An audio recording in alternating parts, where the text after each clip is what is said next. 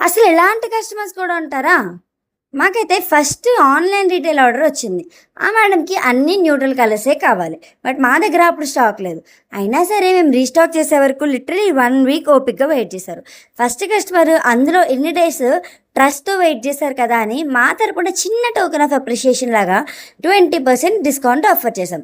కానీ ఆమె మీరు కూడా కొత్తగా బిజినెస్ స్టార్ట్ చేశారు కదండీ!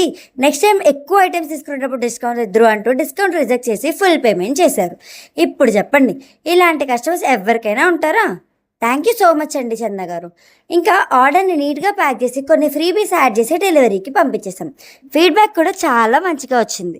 ఇంకా ఈవినింగ్ ప్రొడక్ట్స్ ప్యాక్ చేసుకొని మార్కెట్ స్టాల్‌కి వెళ్ళామో లేదో వెళ్ళిన కాసేపటికి ఫ్లోటింగ్ స్టార్ట్ అయింది. ఈసారి మేము కొత్త స్టాక్ తీసుకెళ్ళాం. వచ్చిన వాళ్ళందరూ కలెక్షన్ చాలా బాగుంది అంటూ కాంప్లిమెంట్స్ ఇచ్చారు.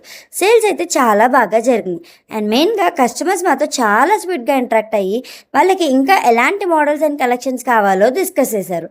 నెక్స్ట్ టైం అవి కూడా రెడీ చేయడానికి ట్రై చేస్తాం. మీకు కూడా ఇలాంటి ట్రెండీ కలెక్షన్ కావాలంటే కామెంట్ చేసేయండి. మేమే డైరెక్ట్‌గా డీఎం చేస్తాం.